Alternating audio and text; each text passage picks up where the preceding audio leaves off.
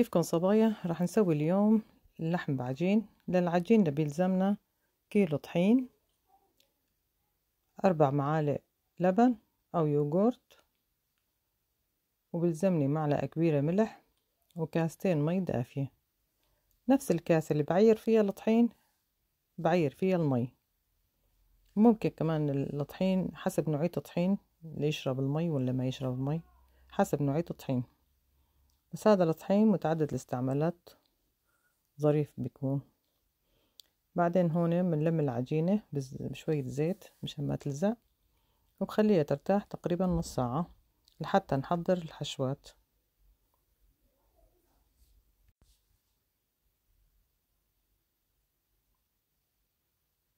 نبلش الحشوة الأولى. بيلزمنا نص كيلو لحمة، بنضيف لها بصل مفروم ناعم، فلفل أسود، فلفل أبيض، و4 معالق لبن، ورشة ملح، ورشة سميد مشان ما تكش اللحمة بالعجينة.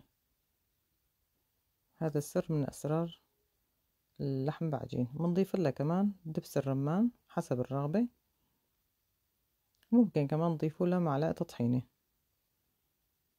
وبنعجنها منيح مع بعض مشان تشرب التبلة منيح. هاي الحشوة التانية كمان بيلزمنا تقريبا 3/4 الكيلو لحمة. بنرش لها ملح، فلفل أبيض، فلفل أحمر، وبهارات مشكلة، وفلفل أحمر. هون الفليفلة قرنين فليفلة، 3 بندورات، وفليفلة خضرة، بصلة ضربتن على الماكينة وحطيتن ضفتن إلهم. هون عنا بقدونس، معلقة دبس فليفلة، معلقة دبس بندورة، ورشة دبس رمان، ونعجنها منيح مع بعض لحتى كلها تتجانس هيك بهالطريقة. هاي طبعا الفليفلة والبندورة ضربتهم مع بعض بالمكسر، ضفت لها البصلة كمان، وعندي سنين توم كمان ضفت. هاي عنا صارت جاهزة.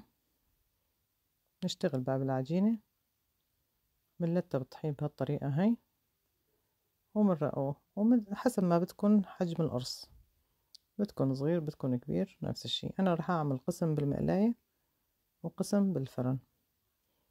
هاي بدي أحطها على ورق زبدة مشان سهولة الحمل القرص بهاي الطريقة هاي، وممكن كمان تحملوه بدون ورق الزبدة. بنعمل هيك كمان حتى بالطريقة التانية.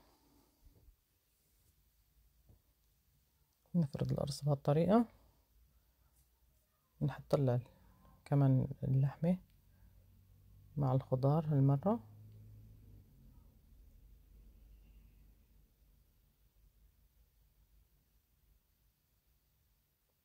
هاي المرحلة الأولى نسويها بالمقلاي، الطريقة الأولى. طبعا هاي الطريقة التانية بحطها بالفرن.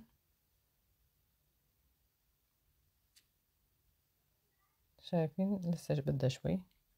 هاي عنا هون هذا شكلها النهائي، طلعت طرية كتير وبتشهي. بتقدم جنبها نعناع والعيران ودبس الرمان، وممكن كمان تعملوا صحن سلطة كمان بيطلع معه طيب. بنصحكم تجربوها، كتير طيبة. صحتين وعافية يا رب.